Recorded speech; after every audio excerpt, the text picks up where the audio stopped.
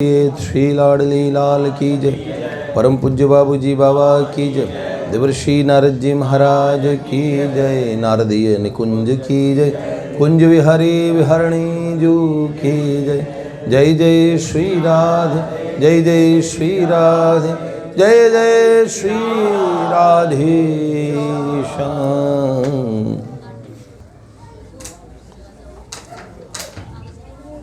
एक प्रश्न कल का अधूरा रह गया,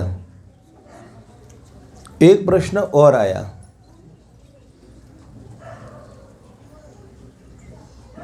किसी ने पूछा, आप क्या गुरु दीक्षा को अनावश्यक मानते हैं भगवत प्राप्ति के लिए? क्या गुरु दीक्षा अनावश्यक है? आपकी दृष्टि में आवश्यक नहीं है?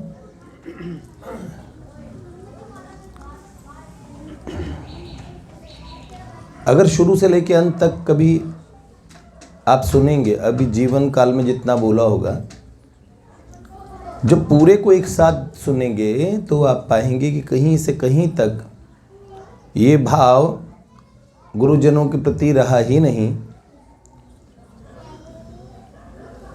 मेरी दृष्टि से आवश्यक नहीं, गुरु दीक्षा अनिवार्य होती है।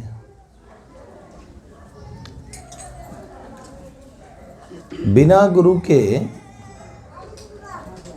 गुरु बिन भवनिधि क्या तरई न कोई, और जो बिरंची शंकर सम होई। इतनी ऊंचे स्थान पे भी पहुंच जाए, गुरुदेव के बिना तो काम चलना नहीं है। गुरु तो चाहिए। संसार की छोटी सी विद्या भी हम ये नहीं कह सकते हमने अपने आप सीख ली। YouTube से भी सीखी तो किसी ने, YouTube ने अपने आप नहीं सिखाई। उसके मूल में कोई बैठी है, कोई सत्ता जिसने वो YouTube में प्रोग्रामिंग की होगी। YouTube अपने आप सब कुछ कर लेता है, या नेट भी, उसमें कुछ होता तो होगा, पीछे भी तो लोग होंगे जिनको जो पूरा नॉलेज होती है, जो उसके अंदर में ऐसा सिस्टम उसका डिज़ाइन करते हैं। कुछ भी हैं, ये कह रहे एल्गोरिथम, क्या एल्गोरिदम, चलो एल्गोरिदम कुछ तो होता है। किसी न किसी का ज्ञान तो आपको आप्लावित करता है और आप फिर सीख पाते हैं। तो बात तो सही है, गुरु दीक्षा बहुत कंपलसरी है, बिल्कुल। कहीं से कहीं तक ये भाव और समझना ही नहीं चाहिए। गुरु दीक्षा, ये खुले खुले बोल रहे हैं, गुरु दीक्षा बहुत ज़रूरी है। अब आगे की बात बढ़ाएं, आपके प्रश्न को, और हम घुमाए बिना कहते हैं एकदम, हम बिल्कुल गुरु दीक्षा के पक्षधर हैं। एक प्रश्न आपका भी है, मतलब ऐसा क्यों होता है कि गुरुजनों में श्रद्धा नहीं होती? जी, मैं इसको उसके साथ ही बता दूंगा, ठीक है? क्योंकि इससे आगे क्या, पहले गुरु जी की दीक्षा ही नहीं हुई तो फिर गुरुजनों में श्रद्धा क्यों नहीं हो पाती? गुरु बन गए ना, उसके बाद श्रद्धा नहीं हो पा रही, या फिर पहले क्या कहते हो, गुरुजन मतलब गुरुदेव हो गए फिर उनमें श्रद्धा नहीं हो पा रही? फिर गुरुदेव क्यों बने? वही प्रश्न है कि महापुरुषों में अच्छा, वो कल वाली बात पूछ रहा हूँ।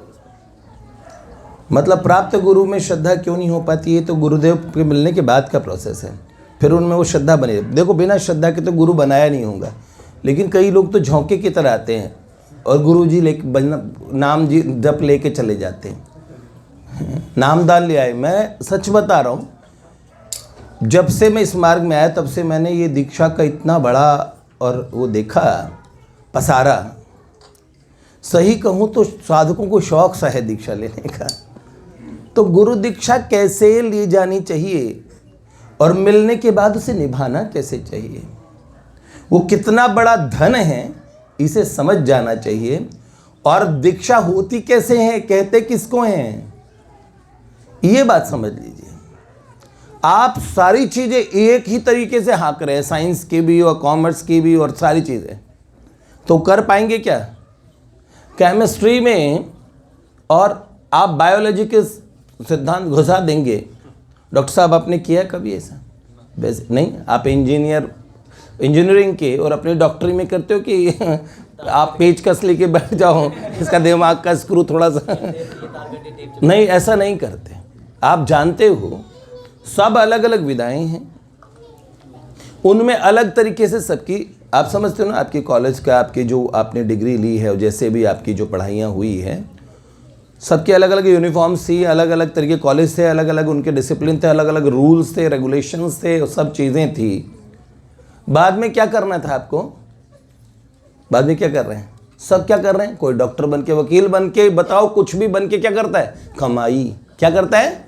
कमाई। सीधी बात है। किस लिए आए थे मार्केट में? ये पढ़ाई करने आए थे? नहीं। क्या करने आए थे? कमाई। और अगर जो कोई पढ़ाई भी नहीं की और जो आपसे और एक पंचर लगा के भी आपसे लाख रुपए की और कोठी ठोक लेता है, तो वो भी क्या कर रहे हैं? कमाई। समझ में आई ना? एक बात समझ लीजिए, हर विद्या के बाद, हर दीक्षा के बाद में आपके गुरुजन आपको कमाई करने के लिए बिठाएंगे कि कर लो, अब भजन करो। सबको करना पड़ेगा। हरिदासी बन जाएंगे, राधा वल्लभीय बन जाएंगे, रामानंदीय बन जाएंगे, श्री संप्रदाय में श्री रामानुजीय बन जाएंगे। महापुरुष आपको भजन करने के लिए कहेंगे। एक बात समझ में आई ना? तो आप किसी भी विधा से और किसी भी तरीके से दीक्षा, आप दीक्षा का मतलब समझते। कई लोग पूछ रहे हैं, हमारे यहाँ तो हवन ही नहीं कराया उन्होंने, गुरुजी ने हवन ही नहीं कराया। फिर मैंने कहा हवन नहीं हुआ? अरे बाप रे, खरे नहीं हमें जो, तो फिर करे उन्होंने हवन नहीं कराया था। उन्होंने बताया कि हमारी कच्ची दीक्षा हुई। मैंने कहा कच्ची दीक्षा है कौन से दिन? भैया उसमें ना हरि नाम दे देते हैं, ये हरि नाम दीक्षा हुई, इसलिए ना हमने असली दीक्षा कहीं और से ले ली, उनसे हमें हरि नाम दीक्षा मिली थी। मैंने कहा नहीं, ये देखो आपने गलत सोचा। उन्होंने बोला हमने देखा हमारे भी तो यज्ञ कुंडी नहीं था, उनके यहाँ पे गुरुजी, उनके गुरुजी ने तो पूरा यज्ञ वगैरह करा के अच्छे से मंत्र बोला। देखो भैया, बात यहाँ आती है किनके यहाँ, किस गुरु परंपरा में कौन सी विधि है दीक्षा की, ये आप तय नहीं करेंगे। जिस विधि से गुरुजन दीक्षा देते हो उस दीक्षा को स्वीकार करें। आप कहेंगे हमारे परम पूज्य बाबूजी, परम पूज्य बाबा, उनके यहाँ तो दीक्षा होती ही नहीं। याद रखना, वहाँ भी दीक्षा होती थी, भाव दीक्षा होती थी। बाबा किसी बालक को गोद में लेते थे, किसी ने भी गोद में दिया छोटे बालक को, थोड़ी सी देर के लिए उसे देखते थे। जब भी किसी बालक को सामने लाते थे, बाबा उसे देखा करते थे, फिर कहते थे हो गया। क्या क्या हो गया? उसमें जब गिरिराज जी की परिक्रमा लगाते थे, तो जब बाबा जिस पे दृष्टि डालते थे, तो बाबा उसी भाव से देखते थे कि गिरिराज जी के परिसर में सखियाँ बैठी हैं, सखा बैठे हैं, तो सबको उनका भाव देते थे। जब गिरिराज जी की परिक्रमा पूज्य बाबा किया करते थे, तो हर व्यक्ति को ये गोपियाँ बैठी हैं, ये सखा बैठे हैं, अमुक अमुक स्वरूप प्रदान कर दिया करते थे। जो उनके दृष्टि पथ में आया उस पे कृपा दीक्षा उसको दे दी गई। देवर्षि नारद जी महाराज कितने जीवों को मिले हैं आज तक, उनकी दीक्षा पद्धति ऐसी नहीं रही हवन कुंड सुलगा के और फिर वो करेंगे इस तरीके से। आवश्यक नहीं होता। महापुरुषों को आवश्यकता है, अगर वो मान लो बिल्कुल आपको सच में, अगर उन्हें लगता है कि इसमें यज्ञाग्नि के समक्ष और उनके साक्षी में करना है तो ठीक, वरना महापुरुषों के अंतर हृदय में जचा अगर चलते फिरते कह दिया भैया ये नाम जप लेना। दीक्षा आपकी तभी हो गई जब उनके पास आए थे। रही बात ये कि बैठे बिठाए जिन महापुरुषों पे सामर्थ्य है भी ना, वो भी भगवत प्राप्ति, बैठे बिठाए जिनको भगवान मिले हैं ना बेटे, उनके अंतःकरण की स्थिति को उन महापुरुषों ने देखा होगा तब उनको, वरना ऐसी बात सीधी आती है। मैं सही सही बात बताऊं। इसीलिए जो दीक्षा की बात है, कोई ये समझे कि बाबा जी के यहाँ तो वहाँ तो सब निगुरे हैं, कई लोग बोला करते थे। पूज्य जयराम दादा ने बताया कि कहीं किसी ने बोला है तो निगुरे आ गए, निगुरे लो बाबा जी के होने के बाद में निगुरे। अच्छा, स्वामी जी के सानिध्य में उनके चरणाश्रय को प्राप्त करके जिन्होंने भजन किया, स्वामी जी ने तो खुला पुस्तक बोल दी कि उनकी पुस्तक है क्या गुरु बिना मुक्ति नहीं। देखिए, जिन्होंने उनकी ये बात मान के, स्वामी जी ने बाद में बिल्कुल स्पष्ट किया कि मेरे को गुरु परंपरा का विरोध नहीं है।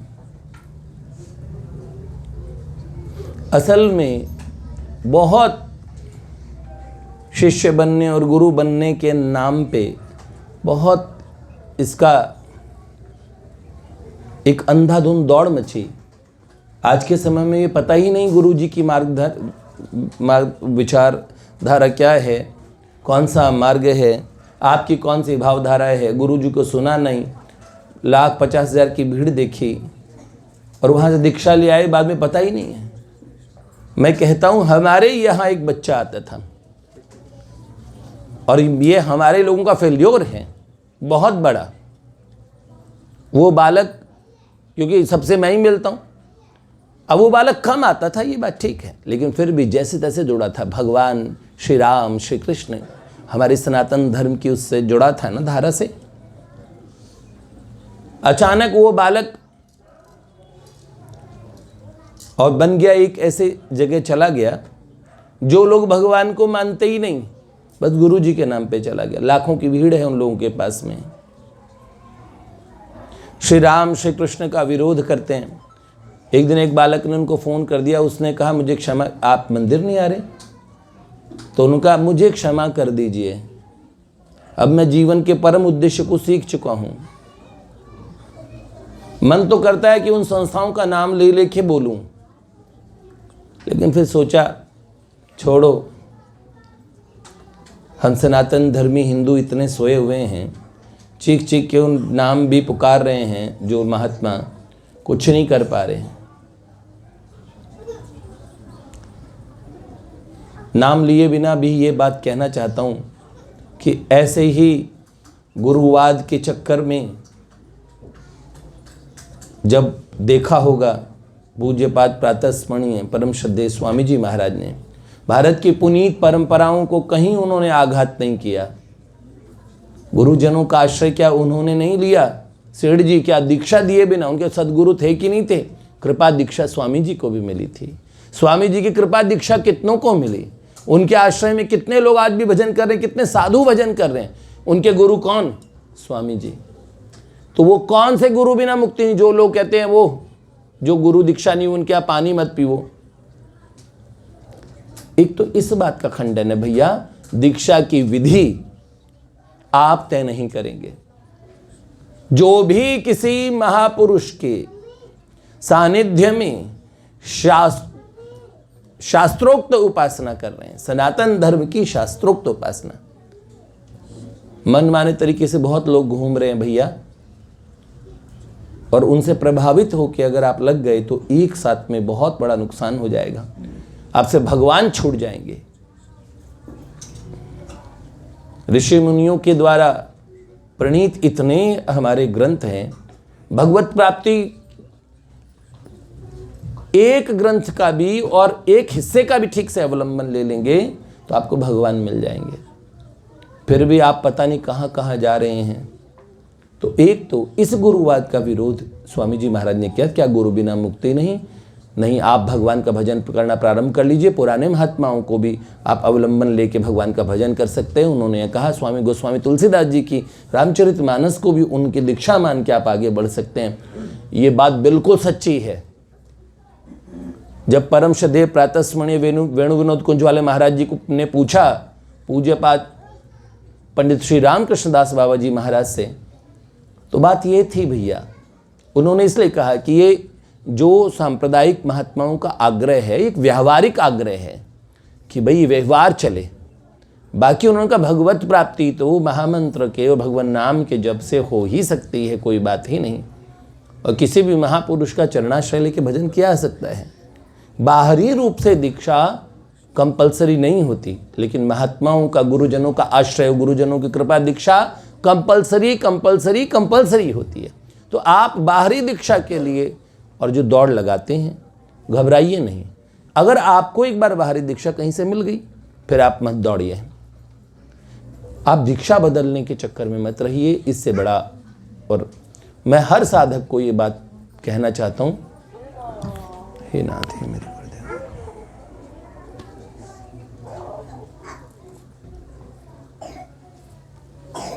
तो बेटे ये बात है, इसलिए कभी नहीं करना चाहिए ऐसा। समझ रहे हैं आप लोग? जिन भी महापुरुष से आपको दीक्षा मिली वो एक संपत्ति है आपकी। सदा के लिए अपने गुरुदेव में प्रेम बनाए रखिए, अपने आप को अनुग्रहित मानिए, सदा के लिए उनके कृतज्ञ रहिए। कदाचित किसी महापुरुष की भावधारा कोई इतर मार्ग में कोई आपको बहुत प्रिय लगी तो भी वो भावधारा उन महापुरुष की कृपा से आपको मिल जाएगी। हाँ, कभी कभार ऐसा होता है कि आप योग मार्ग में हैं, आपको भक्ति मार्ग में जाना है, तो उन जो योग मार्ग के महापुरुष हैं उनको आप मन से उनका सदा आदर बनाए रखिए। अगर उन्होंने कदाचित कोई मंत्र दिया हो तो उसको थोड़ा जप भी कर लीजिए। और किसी नए महापुरुष की तरफ आपके जाने का उस भावधारा ही बिल्कुल अलग हो गई, आपका जाने का बहुत मन कर रहा है, आप श्री कृष्ण की उपासना करना चाहते हैं, लेकिन वैष्णवीय उपासना में आपको बार बार गुरु मंत्र बदलने की आवश्यकता नहीं होती, गुरुदेव बदलने की भी आवश्यकता नहीं होती। कोई और महापुरुष को आप सुनने लग जाएं तो इस भाव से सुने, ये मेरे गुरुदेव की कृपा है। उन महापुरुष से प्रेम भी कर लीजिए, कोई बात नहीं है। आप जानते हैं पहले पहले क्या हुआ था, सब संप्रदायों ने आपस में बंद कर रखा था।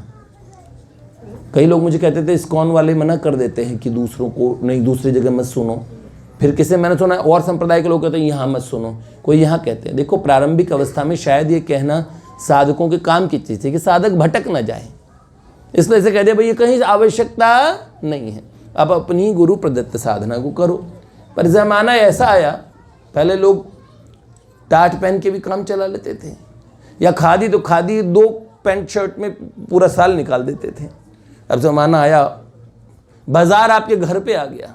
उसी तरीके से YouTube आया, नहीं भी सुनना चाहते तो कितने कितने गुरुजन बोल रहे हैं, हम जैसे लोग भी बोल रहे, कमाल की बात है। और कोई हमें ही सुन रहा है, यही अचंभे की बात है। वैसे तो हम तो अपने बालकों के बारे में उन्हें बोलते हैं वास्तविक बात बताने के लिए, लेकिन लोग सुन रहे हैं तो सुनते समय सावधानी रखिए। जो अपना मूल है ना, उसे छोड़िएगा नहीं, अपने भजन को मत छोड़िए, अपनी भजन पद्धति जो गुरुदेव ने पकड़ाई उसे छोड़िए मत। कदाचित ये समझ लो भगवान की कृपा मान लीजिए कि और महापुरुषों की वाणी आपको सुनने को मिल रही है। ये ज़माना वो नहीं रहा कि ऐसे चलना है सीधा। अब ज़माना है सब जगह जाओगे तो आध्यात्मिक जगत में भी ठीक वही हरकत आप कर रहे हो, इधर ताक झाँक इधर ताक झाँक। अरे ये मत देखिए, आपके यहाँ तिलक कैसे लगाते हैं। जब संप्रदायों की वाणियाँ आई ना, तो वो इस तरह से रोका जाता था कि एक साधना विशेष में आप निष्णात हो जाएं, अच्छे से चल पाएं, इसलिए गुरुजनों ने नियम बना दिए। लेकिन उसमें कई चीज़ें अव्यवहारिक भी आ गई, जिससे संप्रदायवाद फैला, अपराध हुए। यहाँ तक की बात करिए कि अगर ऐसा तिलक लगाए हुए किसी को देख ले तो नहा लो। हाँ, जो देवी जी की उपासना करो उनके घर का पानी ना पियो। नहीं भैया, इस तरीके से भाव से दुराग्रह भी आ जाता था, दूसरों के प्रति द्वेष भी आता था, हेय दृष्टि भी आती थी। सब महान है। तो रामानंद ये हो, तुम्हारा प्रवेश कभी श्यामा श्याम की उपासना में नहीं हो पाएगा। दीक्षा बदलो बेटे, दीक्षा बदलो। नहीं, बेचारे साधक के मन में अरे नहीं, युगल सरकार कृपा करेंगे। भक्तमाल इत्यादि ग्रंथों के चलने से और अभी कई महापुरुष, और हम कहें तो बड़े अच्छे तरीके से बड़ा उच्च कोटि का उन्होंने एक ऐसा और चारों तरफ वातावरण बनाया है। वर्तमान में महापुरुषों में, महात्माओं में ऐक्यता देख के इतनी प्रसन्नता होती है। पूज्यपाद प्रातस्मरणीय श्री मलुक पीठ सरकार, पूज्यपाद प्रातस्मरणीय प्रेमानंद बाबा, जो क्या क्या महात्माएं हैं भैया। सब लोग, सब महात्मा दूसरे महात्माओं का सम्मान कर रहे हैं, दूसरे को देख रहे हैं और दूसरों की वाणियां भी सुन रहे हैं। साधक पर सावधानी से सुने। बाबा ने तो इतना, प्रेमानंद बाबा से किसी ने पूछा, बाबा मेरी दीक्षा कहीं और हुई है पर मेरे को प्यारे राधा वल्लभ लाल लगते हैं। तो बाबा ने, प्रेमानंद बाबा ने बोला कि प्यार राधा वल्लभ लाल से करो, मंत्र उनका जपो जो गुरुदेव ने आपको दिया है, सत्संग सुनो आपका मन कर। कितनी बढ़िया बात, बाबा ने सारा समाधान ही कर दिया। पूज्यपाद प्रातस्मरणीय प्रेमानंद बाबा जी को किसी ने पूछा कि बाबा हमें तो राधा वल्लभ जो प्यारे लगते हैं, हमारी दीक्षा कहीं हुई और हुई है, तो उनका प्रेम राधा वल्लभ से कर लो और जो दीक्षा का मंत्र कहीं मिला है उसे जपते रहो। देखो यही समाधान, महापुरुषों के पास ये चीज़ मिलती है, ये युक्ति मिलती है। तो एक बात मैं आपको कहूँ, कहीं दीक्षा बदलने का ये सब चीज़ें जो चल रही है ये न करें, आवश्यकता नहीं। हाँ बिल्कुल ही आप करें, मैं ध्यान से और मैं आना चाहता हूँ, कुंडलनी जगाता हुआ अचानक मेरे को कुंडले वालों में नज़र लग गई है, लाला की हाँ आया कि कुंडल की हलन देख पलकन की बलन देख, हैं ऐसे हैं, अलकन की बलन देखो पलकन की चलन देख, चित्त चोखो कीजिए, आहा मुरली की घोर देख, पीताम्बर की छोड़ देख, ग्रीवा की मरोर देख, देख वही कीजिए। ऐसे हमें तो हमारे लाला में मन कर दिया, आप कुंडलनी छोड़ दी, तो एक ही कुंडलनी जगानी है, हैं नैनो वाले ने, कमाल की बात है। तो भैया ठीक है, अब ऐसे किसी रसिक के पीछे पड़ जाओ, लेकिन पुराने महापुरुष, पुराने जिन संत से सीखा है उनके प्रति ऐसे भावना। सच कह रहा हूं, कल जो मैंने एक बहन के विषय में बताया था ना कि जिनकी पूर्व अवस्था में उन्हें इस्कॉन से बहुत अच्छा लाभ मिल गया था, उन्हें बाद में वो नुकसान क्यों दिखा, बताऊं इसका कारण क्या है? वो साधक के भीतर एक भोलापन होता है, उसे पता है भगवान प्रियतम से शीघ्र अतिशीघ्र कैसे मिलूं। बेटा इसमें भी कभी कभार साधक से असावधानी चूक हो जाती है, उसका भाव खराब नहीं होता प्रियतम के लिए चलने वाले साधक। क्योंकि देखो सुनो, कई लोग प्रपंच के कारण गड़बड़ करते हैं, पर ऐसे साधक प्रपंच के लिए नहीं, और भजन करें और भजन करें, यहाँ पे एक त्रुटि हो जाती है, क्या पता कहीं और अच्छा भजन हो। और कभी कभार प्रभु भी हमारी परीक्षा लेते हैं। दूसरा, कभी कभार साधक के कोई वास्तव में कोई और महापुरुष के लिए उनके हृदय में वृत्ति आ गई, वो आ भी जाते हैं, तो ऐसे में व्यवहारिक दीक्षा ना बदलिए, वो आप कर रहे हैं और आप आइए उन महापुरुष से। आप अब स्वामी जी की दीक्षा कहाँ हुई होगी, भाई जी की दीक्षा कहाँ हुई थी, स्वामी जी की श्री राम सनेही संप्रदाय में हुई थी, पर सेठ जी के सानिध्य में उन्हें। तो इस तरीके की बात सबको समझना चाहिए। भगवान बहुत कृपा करते हैं। पूज्य वेणु विनोद कुंज वाले महाराज जी ने, परम पूज्य बाबा ने, परम पूज्य बाबू जी ने, सेठ जी ने, स्वामी जी महाराज जी ने, आज वर्तमान में भी जो महापुरुष विद्यमान हैं, हमारे पुरी के आचार्यपाद भगवान शंकराचार्य जी, अनंत श्री विभूषित पूज्यपाद श्री शिष्य निश्चलानंद सरस्वती जी महाराज ना, तो पूज्य महाराज जी देखो कैसी विभूतियां हैं।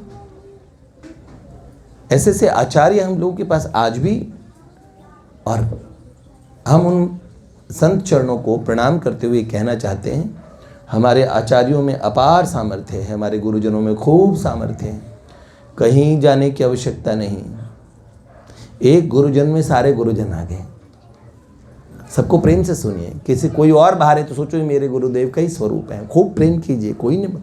पर ऐसे दीक्षा जो बड़ी विशेष वस्तु होती है उसको छोड़ने की आवश्यकता होती नहीं, मेरे विचार से छोड़ना नहीं चाहिए।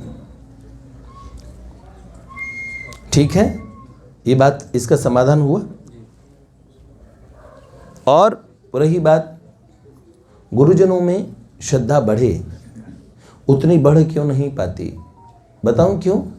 भगवान कहते हैं उनमें मृत्य बुद्धि मत रखो, पर हम रखते हैं, गलती करते हैं। सर्वदेवमयो गुरु, गुरुदेव सर्वदेवमय होते हैं, कभी ऐसा ना करें, उन्हें असाधारण माने।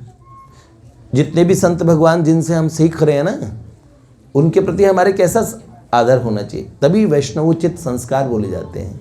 हम तो वैष्णव आपस में मिलते हैं तो कौन सा मंत्र पढ़ते हैं भैया? वांछा कल्पतरु भ्यश्च और कृपा सिंधुभ्य एव च और पतितानाम पावनेभ्यो श्री वैष्णवेभ्यो नमो नमः। लो, ये वांछा कल्पतरु है।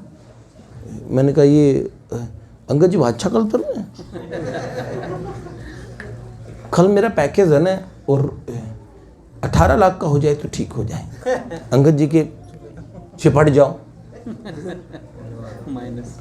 देखो, अगर आप वास्तविक इस भाव दृष्टि को दृढ़ता से 100% मानेंगे कि वास्तव में वांछा कल्पतरु, तो ये भी हो जाएगा। वैष्णव का प्रभाव होता है ये। एक वैष्णव के अंदर अपार आप, क्योंकि उनमें उन प्रभु को देखिए, प्रभु के नाते से, विष्णु का है इसलिए वैष्णव है, ठाकुर जी का है इसलिए वैष्णव कहा जाता है, जानते हैं। तो इस भाव से अगर आप दृढ़ता से मानोगे तो उनमें ही इतना सामर्थ्य आ जाएगा, आपके गुरुदेव में कितना सामर्थ्य होगा। पंचभौतिक शरीर और उसके द्वारा जो भी, अरे मेरे गुरुदेव को तो खुद ही बुखार हो गया और देखो अब मुझे क्या, हाँ लोग बोलते हैं गुरु जी को तो खुद ही बुखार हुआ पड़ा है, मेरा क्या, मुझे भव रोग से छुड़ाएंगे, खुद ही रोगी हुए पड़े, ऐसा। तो भाई ऐसे लोगों को क्या करें। गुरुदेव के तो रोगी होने के कई कारण है। एक तो शिष्य पराक्रमी शिष्य कह रहे उनके कारण रोग होते हैं गुरुजनों को। एक कारण, एक महापुरुष प्रारब्ध जन्य किसी भी चीज को स्वीकार करते ही हैं, उसे टालते नहीं हैं। ओहो, अनंत सामर्थ्य था जिनको ठाकुर कहा करते थे। श्री रामकृष्ण देव में क्या सामर्थ्य था, भगवती क्या नहीं कर सकती थी। गले के कैंसर की इतनी बुरी हालत थी, खा नहीं पाते थे। स्वामी विवेकानंद जी ने कहा, ठाकुर मां से बोल क्यों नहीं देते। ये देखो, बहुत कष्ट पाने पे भी अपने लिए, एक दिन मां से कहा, मां मैं खा नहीं पा रहा हूं कई दिन से। मां ने कहा, अरे गदाधर देखिए सब खाते, नरेन खाता है, राखाल खाता है, यही शिवा खाता है, शिवानंद, ये सब तू ही तो खाता है इनके मुंह से। तो खुश हो गए, अरे मेरी मां, मैं ही तो खाता हूं। महापुरुषों की भार रामकृष्ण देव को देखोगे तो उनके कई लोगों को वो ज्यादा प्यार करते थे। तो बाकी साधक कहते ये तो बड़े पक्षपाती हैं, तो वो तो नहीं, मैं तो करता हूं तो करूंगा ही। तो उनके लिए छुपा छुपा की चीजें रखते थे, मेरे हाथ से खा। ऐसे ब्रह्मानंद जी को इतना प्यार करते थे। राखाल नाम था उनका, गोद में बिठा बिठा के उन्हें ले खा ले, पिस्ता खा ले, ये खा ले। सदा से उनका बड़ा प्रेम था ब्रह्मानंद जी से। स्वामी विवेकानंद जी के लिए तो प्राण न्यौछावर करते थे। बड़ा महापुरुषों का जीवन देखोगे पास से, लेकिन ये चीज थी कि उनको शायद रोमरोला की पुस्तक थी वो, my master as I saw him, किनकी थी पुस्तक, नाम भूल रहा हूं। मेरे गुरुदेव जैसा मैंने उन्हें देखा। आप देखोगे ना बहुत, पर कितना कष्ट भोगा स्वामी जी श्री रामकृष्ण परमहंस देव जी ने, क्यों भोगा। बस ये बात, महापुरुषों ने बड़ा कष्ट पाया। अपने प्रारब्ध को उड़िया बाबा पहले ही मिटा सकते थे। पहले दिन कहा, अपना उनका शिष्य था ठाकुरदास, कल हम साथ साथ चलेंगे। कोई लोग समझ नहीं पाए क्यों कहा। और उसी दिन सुबह एक वृक्ष पे उन्होंने गीध को देखा, कहले कल यहाँ शमशान होने वाला है, उसकी तैयारी है। ऐसी बातें कर रहे लोगों को समझिए कि उड़िया बाबा महाराज ऐसी बातें क्यों कर रहे हैं। इतने सीधे, इतने भोले थे, कोई उनके सामने किसी को तेज डांट देता था ना, तेज आवाज में डांट देता, तो किसी और को कोई डांट रहा है तो बाबा बेहोश होते थे। उनके अंतःकरण में किसी को डांटना, ये सब चीज उन्हें कभी किसी ने, उन्हें सब महादेव कहा करते थे। मुस्कुराते रहते थे, उन्हें कोई कुछ भी कहता था हमेशा वो मुस्कुराहट उनके चेहरे, और दो दांत थोड़े आगे की साइड थे, हमेशा मुस्कुराते थे, पर उनके चेहरे पे ब्रह्म तेज था।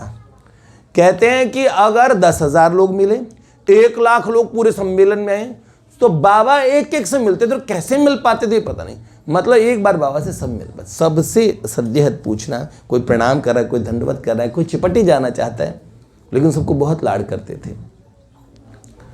और सुबह सुबह प्रवचन कौन सा कर रहे हैं, जातस्य ही ध्रुवम मृत्यु ध्रुवम जन्म मृतस्य च, इसके ऊपर अच्छा खासा प्रवचन कर रहे हैं।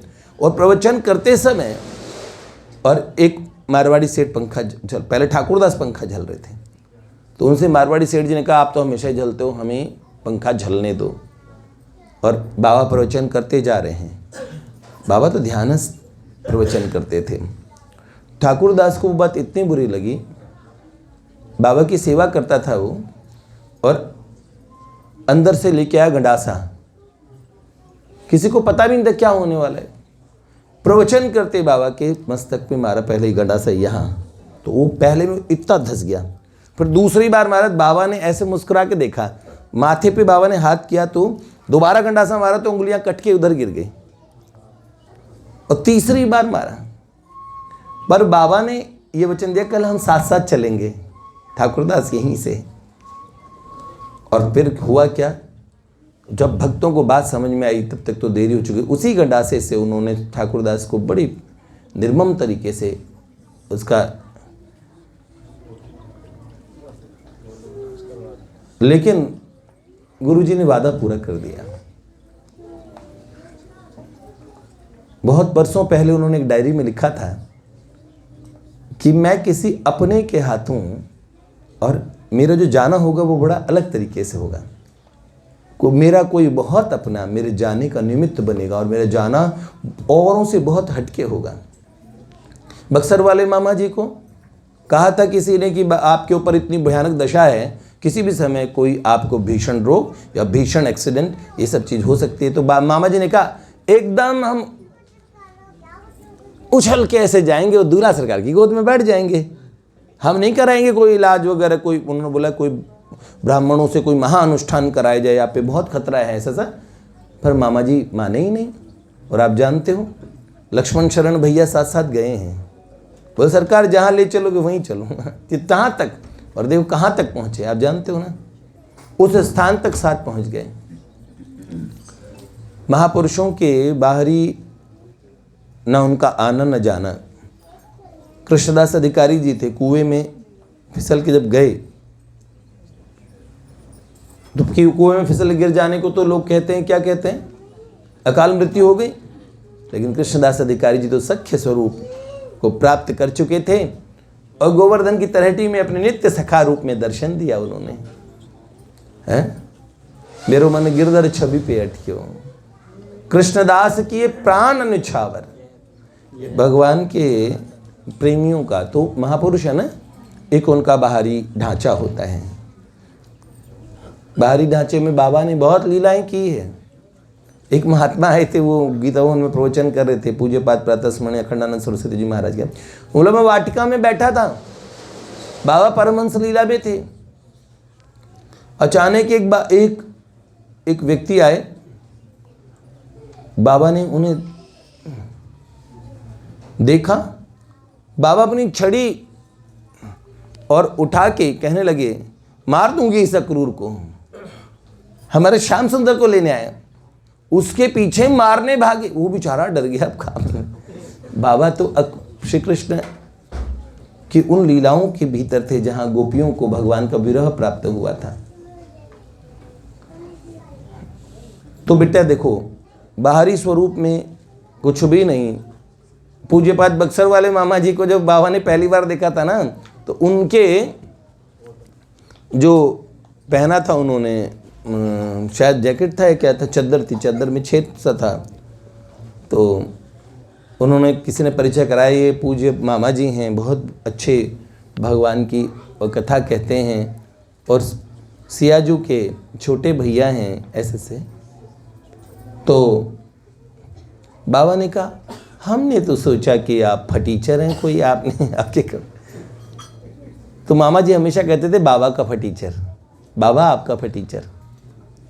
अपमान मान कुछ समझते ही नहीं, और महापुरुष भी परीक्षा बड़ी लेते हैं।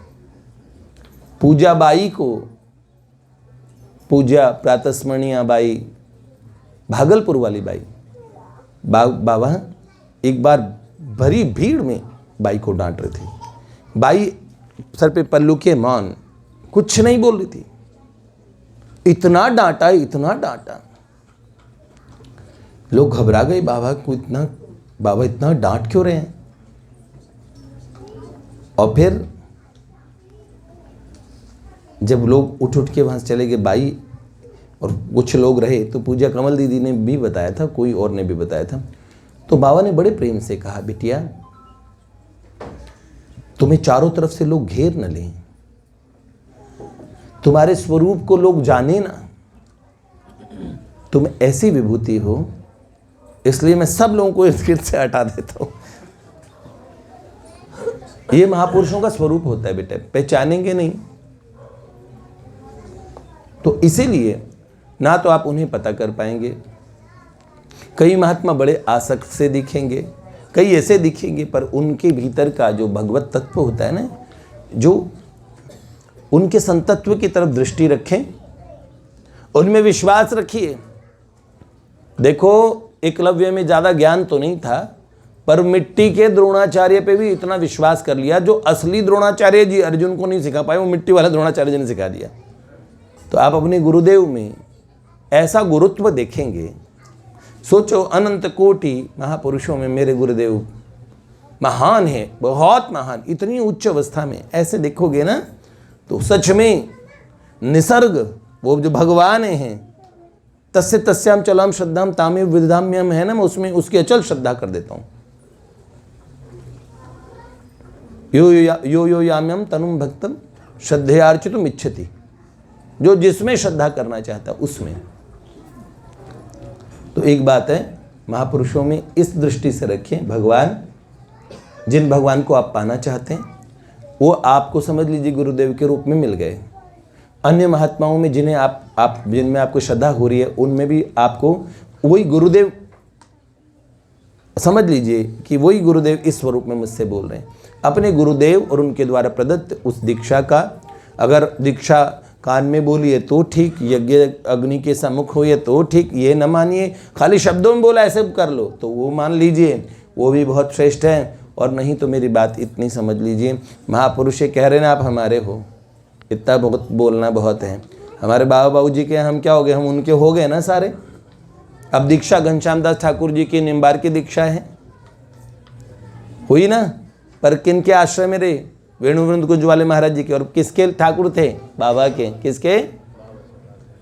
आप महापुरुष संतों के लाडले हो जाओगे तो आपकी गुरु दीक्षा पे कोई फर्क नहीं पड़ेगा। किसी अन्य संत से प्रेम करना, उनके आश्रम में भजन करना और उनसे भगवत प्राप्ति की प्रार्थना करना भी गड़बड़ नहीं होता, और उनके माध्यम से भगवत प्राप्ति हो जाए तो समझ लो वो भी तो एक गुरुदेव का वो स्वरूप है।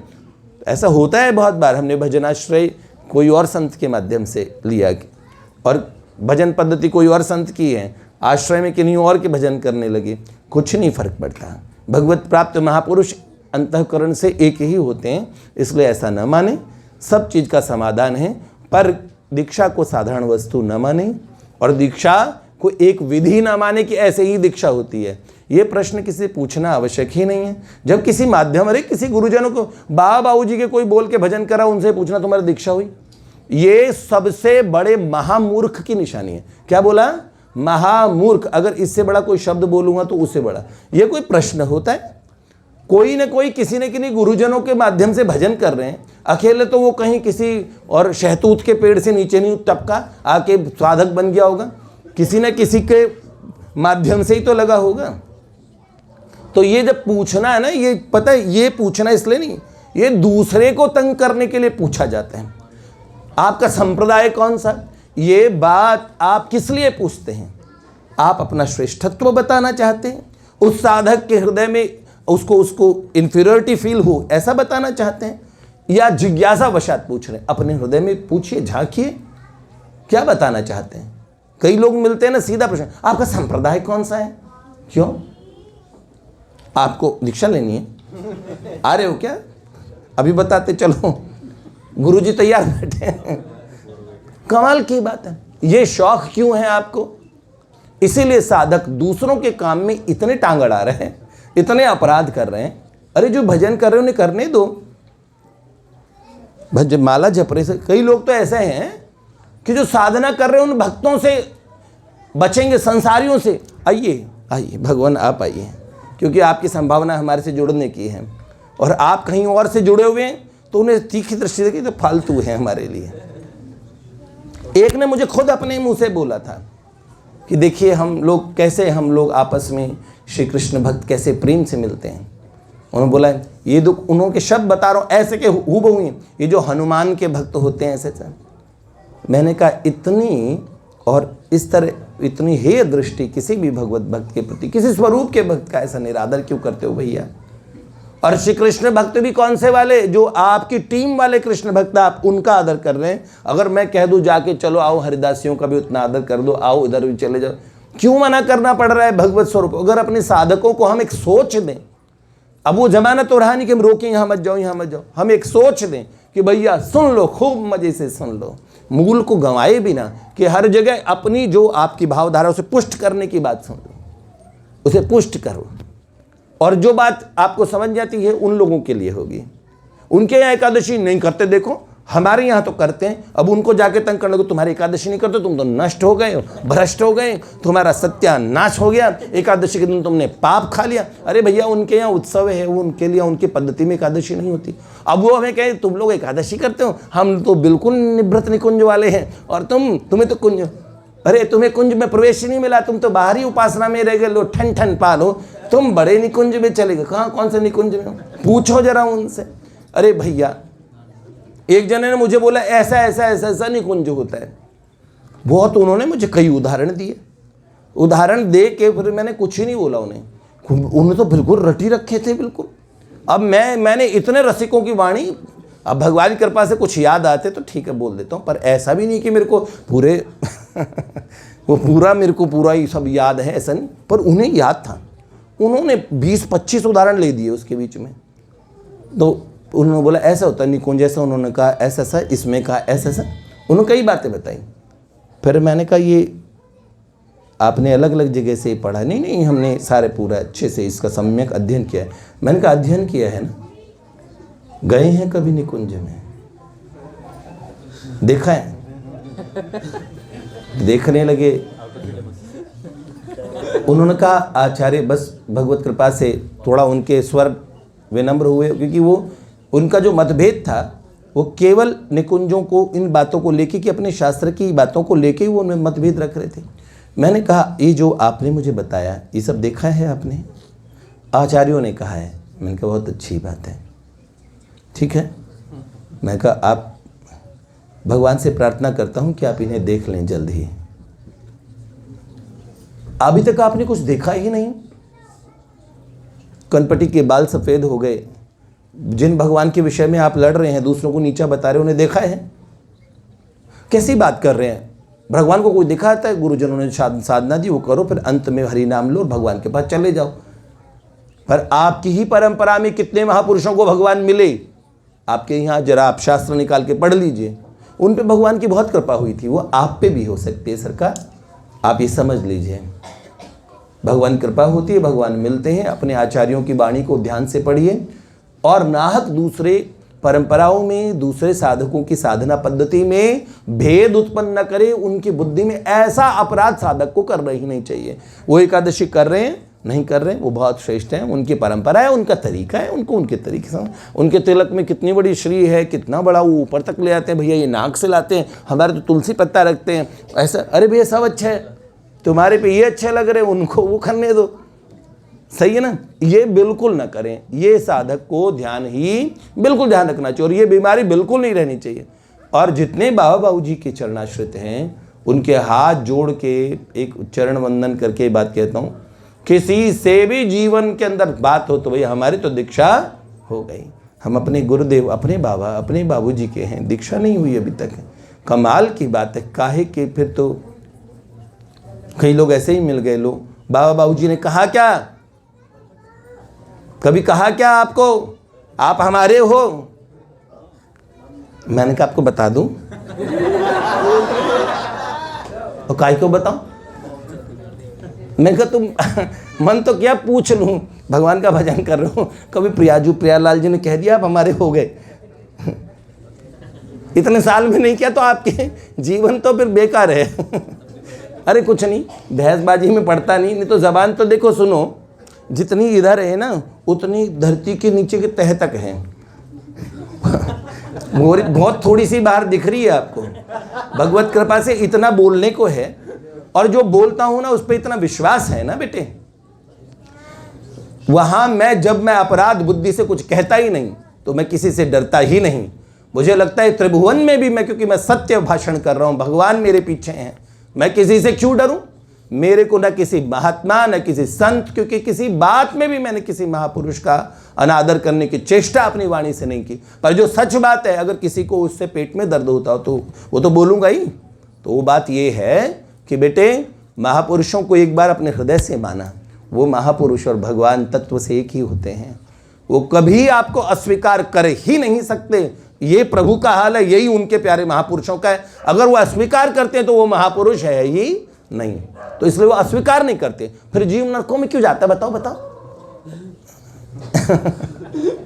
मैं कहता हूं वो जीव ने अस्वीकार कर रखा है। नहीं, उसने तो मुंह से बोल दिया था, मुंह से ही बोल दिया था, मुंह से ही बोल दिया था और मुंह से ही लगा पड़ा था।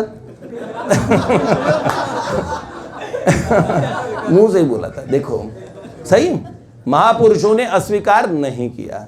ये जितने भी नरक में महापुरुषों के होने के बाद जाते हैं, तब भी महापुरुषों ने अस्वीकार नहीं किया। नरकों से आने के बाद में जैसे शुद्ध होते हैं, महापुरुषों ने फिर पकड़ लेते हैं। वही भावधारा उनके पास फिर आती है, उनके सामने आती है, एक बार फिर उसका जी चलता है, कभी ना कभी तो उसका और मामला जच ही जाएगा। ठीक है, लेकिन ऐसा क्यों कर रहे हो? इतना लंबा टाइम क्यों लगा रहे हो? फिर दिल से ही मान लो। क्या करेंगे?